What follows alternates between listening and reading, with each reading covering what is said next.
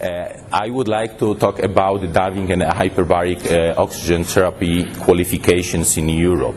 And if you think that if you have 11 languages in your country you have problems, please remember that in Europe we have 27 countries with more than 50 languages, and all of those languages are being translated in the European Parliament. So the best job in Europe right now, in my opinion, is translator. But nevertheless, it shows simply that we have really a lot of problems of making synchronization, standards, guidelines, and so on. For example, for so many years, we never achieved any standard for electrical plugs. Obviously, we started with 2 bolts, like you are using here as well. However, some countries are thinking that 3 bolts means definitely better. Obviously, some other countries agreed with them. However, they decided to use a different size of those bolts. So definitely there is no reciprocal cooperation between them or compatibility. Obviously, some other countries decided to move a little bit one bolt because it's definitely better concerning the electricity. Francois probably will explain you in more details why this shape of 3 bolts is better than the other one. Obviously, some others probably during copying of those solutions change the size of one or the shape of one bolt only, and obviously the others which you are using as well, as you are using 3 bolts with different shapes as well. So while traveling in European Union, you need, the most important is electrical converter. So please be aware about this when you are going to Europe. On the other side, we have to remember that we want to standardize everything. I'm not quite sure whether you are aware that until 2008 there was a book of 36 regulations on size and shapes of vegetables to be sold in European Union. Fortunately, most regulations were relaxed on 2008, but still there is a standard for a shape and size of a standard banana, European banana, which can be freely imported to European Union. That's why we have to remember that we have really a lot of problems there. However, our history is quite rich. We have to remember that the original of the hyperbaric medicine started in Europe, and we are quite proud of this. Paul Bert started describing the effects of increased pressure already in 19th century. The first mobile pressure room, which is a very nice transportable chamber, were built by surgeon Fontaine, who tried to reverse the anoxic effects during the general anesthesia, which at those times were very risky procedure.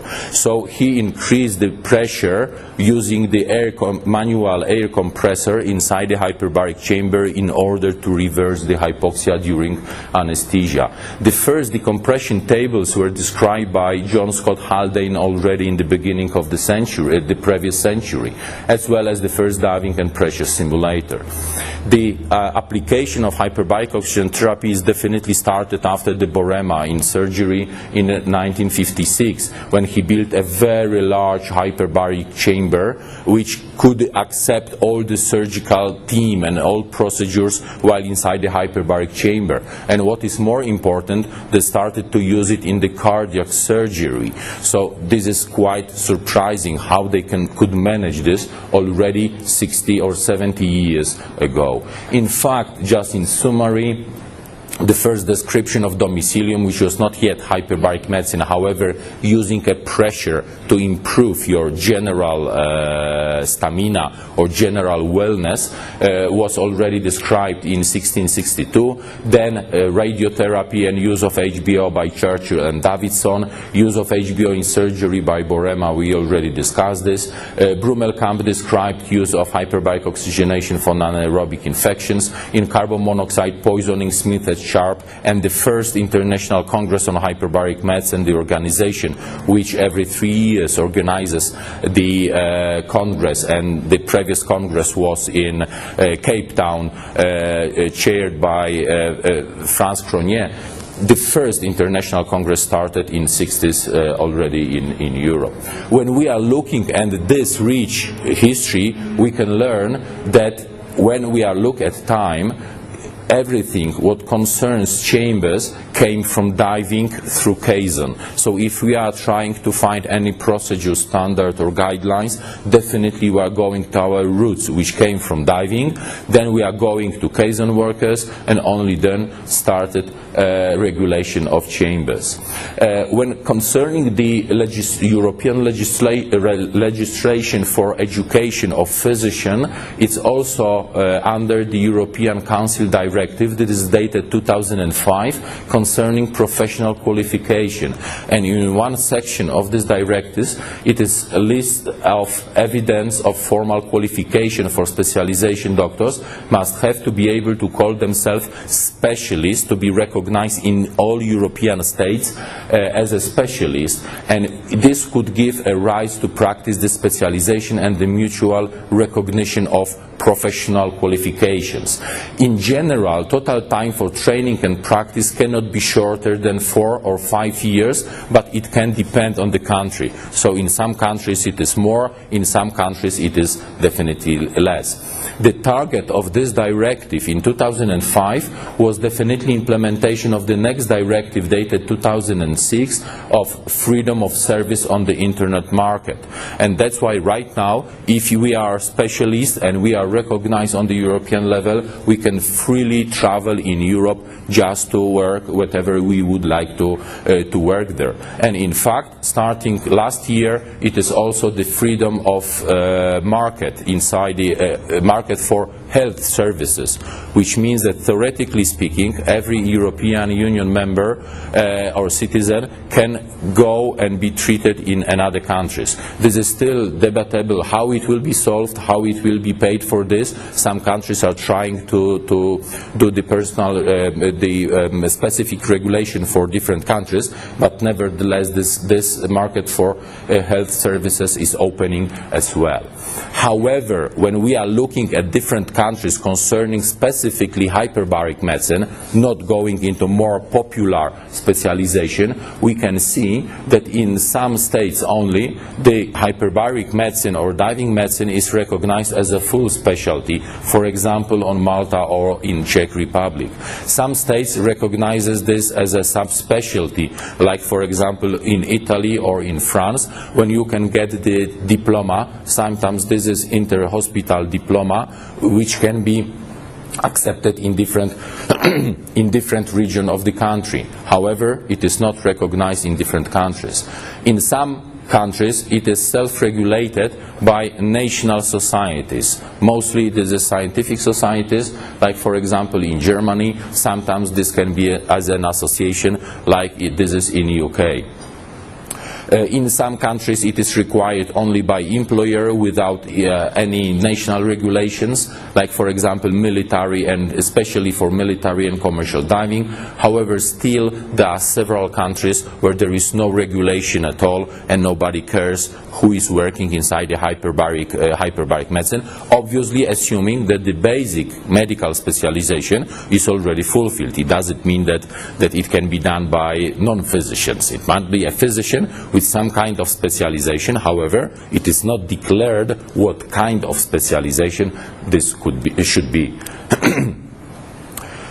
In Europe, the situation for giving the guidelines, standards, education, training is different than in United States, and probably is different than it is you have here in South Africa. First, we have a lot of organizations which are devoted to different actions. Like for example, we have European Underwater and Baromedical Society, which concerns exclusively scientific matters and has mostly organizes conferences as well as publishes Journal of Diving and Hyperbaric Medicine altogether with SPAMS. We have, on the other side, we have European Committee for Hyperbaric Medicine, which gives regulations and standards and guidelines for safety, education, clinical indications for treatment inside a hyperbaric chamber. We have also the association, European Baromedical Association for Nurses, Operators and Technicians, which gives all educational standards for non-physical physician personnel inside the chamber. We have also European Diving Technology Committee, which concerns the technical aspects of professional diving, and there is a medical subcommittee while inside the European Diving Technology Committee. We have also the European College of Biomedicine, which serves mostly for education, and the primary job is giving the accreditation of educational courses. I will show you later, I will refer later to the ECB. When going to diving medicine and hyperbaric medicine, the most important are two organizations. First is the European Committee for Hyperbaric Medicine and European Diving Technology Committee, which has the quite common main aim for working, and one of this main aim is also preparing the educational standards for specialists concerning both medical and hyperbaric medicine, diving medicine and hyperbaric medicine parts. And those organizations prepare training standards for diving medicine, and probably you are aware of this. The last update of this document is 2011, and this is educational and training standards for physician in diving and hyperbaric medicine, originally prepared also by those two committees, and later on by the international forum of people who are working on this. And this is a little bit shame, but I must confess that the major update of this document was done after 14 years of cooperation. This number was in Polish, just for you not to understand that it took more than 14 years to update this document. So we spent a lot of time of making the agreement between different parts and different players in this document. In this document, the most important part are definition concerning different levels. I will not go to details because you are well aware of this, that we recognize the level 1, which is medical examiner of divers, level 2 divided in diving medicine physician or in hyperbaric medicine physician, and the level 3, which is the expert or consultant or the highest level of professional concerning either hyperbaric or diving medicine, or both hyperbaric and diving medicine. Inside this document there are training objectives. If you want, you can go to scan through them.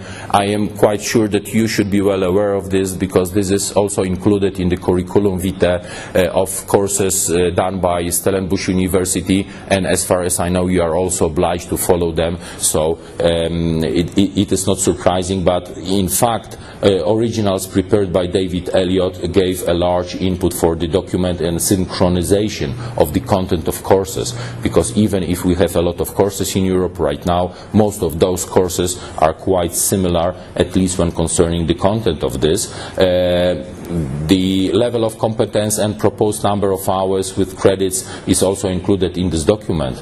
The most important part, which I would like you to know, that we recognize also that there is a conflict of requirements between the employee and employer. So we know exactly that the employer requirements are concerning only the current certification, which should be valid for the specific period of time, which should be valid in one country or one state, because it is important for the employer to have the valid certification of his employee, and it should be acceptable to local insurer. And obviously it should be as cheap as possible, it should be done as short as possible. One-day course is preferred all over the Europe. On the other side, we see that the requirements of physicians to have the certification is not so specific, because most physicians would like to have the certification which is valid in different states, at least of the European Union, because we would like to work in different countries using the same certification. And definitely we would like such certification which would permit our career progression. That's why we don't like having the certification of serving for some kind of the work, but we would like to have a diploma just showing our professional progression and achievements in the field. That's why, and when you are looking at duration and courses, after many years of discussion, it was finally found that for diving medicine physician 80 hours of training should be just enough for this. However, this is a large number for a concrete course, because we assume also that a physician before going to level 2D is also after the level 1. And to become the hyperbaric medicine physician, you need at least 120 hours of training. In fact, if we would like to go to each branch of the medicine, which is diving medicine or hyperbaric medicine, we can do this in different modalities. The simplest way is after level 1, we can choose whether we can go to the diving medicine or to the hyperbaric medicine. And after completing this volume of training, if you would like to go to diving medicine, you can stay at this level and serve for recreational divers. But if you would like to go to the diving companies and serve as an advisor, you should also finish the course on diving advisor for diving companies. In fact, in Europe it is obligatory also to have the specialization or the professional course on occupational medicine. But I think that this is exactly the same as you have here. This is worldwide standards for education of medical professionals. The courses are done in that way that you can first finish the diving medicine course, and then you can add the top of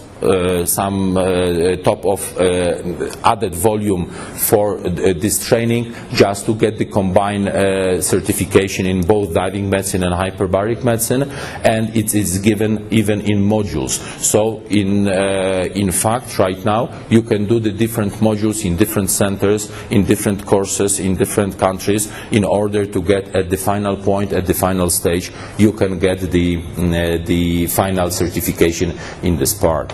Another important part which I would like you to know, and I would like to spend some time on this, is the continuous medical education, because giving certification is one point, but keeping in good shape from the educational point of view is the another point. And definitely in the main text it is written how it should be done in Europe. First, the renewal should be every 5 years.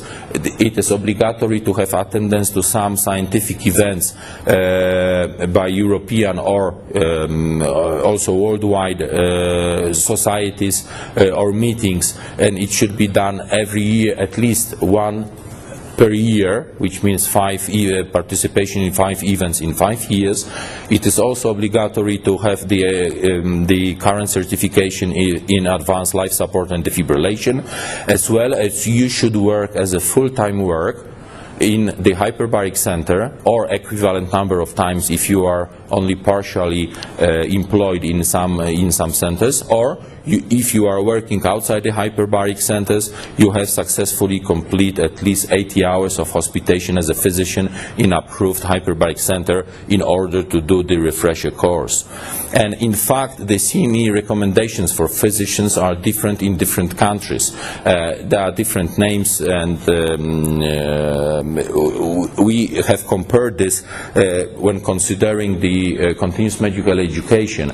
And in fact, we can see that on the European level, we are voting for one congress, participation in one congress or one conference per year, and it is kept also in the last edition. However, in different countries, especially in German-speaking countries, they think that having one participation every year is a little bit difficult for every hyperbaric specialist. That's why they propose to use 2 congresses in 5 years or 3 years. Therefore, we have some differences. During the last European Consensus Conference concerning the organization of hyperbaric centers, which included also the educational matters, it was raised several points concerning for reconsideration in the field of continuous medical education. Namely, we should discuss in the future edition whether the attendance of one congress every year to be fulfilled by every hyperbaric physician, it is just enough or it is a little bit too much. There are some terms which are used which are ambiguous, like for example literature studies, which are not well defined to prove the activity in the field, as well as when you are going back to the hyperbaric medicine after several years of break in your professional life, it is questionable whether you should do only 2 weeks of hospitalization in a hyperbaric center, which is compared to several years of continuous work. So that's why we are trying to find whether this is really comparable. We are thinking about adding some obligatory participation in courses before as a refresher courses, so several years it must be participation in at least some modules. The another point and the last point which I would like to discuss, which is not frequently discussed, is the level 3 of the experts or consultants. In different countries is called differentially. This is quite new idea, which means maybe idea is very old, but the implementation of this idea is still waiting to be completed. First, I must say that until now only ECHM is doing this for hyperbaric medicine and for diving medicine when concerning the recreational diving. The EDTC side, our co-partner in preparation of this document, is not yet touching this point because they do not have the correct body for accreditation, not the correct guidelines for accreditation of such level of expertise when concerning the diving medicine. This is even questionable whether for diving medicine concerning professional diving, whether there is a need for an official recognition of such high level of experts. Maybe it is just enough to have the worldwide, well-known, highly trained persons who are recognized as an experts. They really do not need any certification that they are best in the field and they are consulted in any case of a problem. Nevertheless, going to the level 3 experts could be an expert in diving medicine on one side or in a hyperbaric medicine on another side, or in both, as usually in this field. And it is understood by our committee that there is no course that then can prepare the candidate for being the expert. So this is not the problem of the education. This is a problem of this person by itself, and the recognition of this is not so easy. However, we must be prepared for recognition of this, and for sure it must be at least level 2 in diving or hyperbaric medicine. Both, it should be working as a full-time in approved hyperbaric facility, and it should be supervised by the European College of Biomedicine. And the working in the hyperbaric center, which is capable to accept specialists which later on will be recognized and experts in hyperbaric medicine, should be a part of the hospital, university, military or civilian diving on a hyperbaric medicine center, should have at least one approved already level 3 biomedicine experts, have capability to treat all clinical indications. It cannot be specific only to one part or one subspecialization, having at least one multi-place chamber, so it is obligatory to have multi-place chamber on board, and working according to the European Code of Good Practice. The initial requirement for candidate, I will not scan through the document because you can find it. The most important is that it is already at least 10 years full-time working in the hyperbaric medicine. This time is very long, but we are talking about the experts. It is expected that in every country it will be only few experts to be recognized on the highest national level. So we can require at least 10 years just to collect experience. This is not the problem of how much this expert knows about, for example, the diabetic foot lesion, because already he should be the expert on the level 2. But the problem is how many complications after treatment, how many difficult cases, how many mishaps he observed during working in the hyperbaric center. Definitely this time period, as you see the note 1, could be shorter if this person is doing the advanced scientific work, for example, PhD thesis or the large research grant concerning the hyperbaric medicine should be recognized as an additional input for his level 3 recognition. And obviously it should be participation in research, so it means that the expert is not exclusively clinical practitioner, but he or she must be involved in research as well, or the center at least. And obviously there should be some expert references, because it's very difficult to put the clear objectives for this. And the diploma should be given by European College of Biomedicine, active for 3 years. This is quite clear. Later on it can be renewed after participation in international courses, giving lectures on level 2D or 2H, and having been a co-author of at least one publication in peer-reviewed journal. However, in some cases obviously it is not necessary to be the co-authors of peer-reviewed journal, because we don't want to go too much into the scientific field. We think that expert 3 should be able to participate in this, but not always it is possible to participate in the highly qualified research concerning diving and hyperbaric medicine. Because at the moment we have several people who can claim to be the level 3 experts, and in fact European College of Biomedicine gave several already temporarily diploma.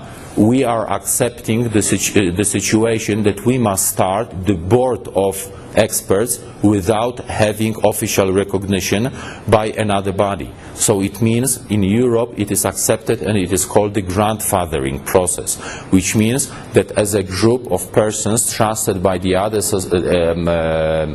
community, we are checking whether those persons fulfill those criteria, asking for the proof that they were participating in actively participating in Congress, doing the research, doing the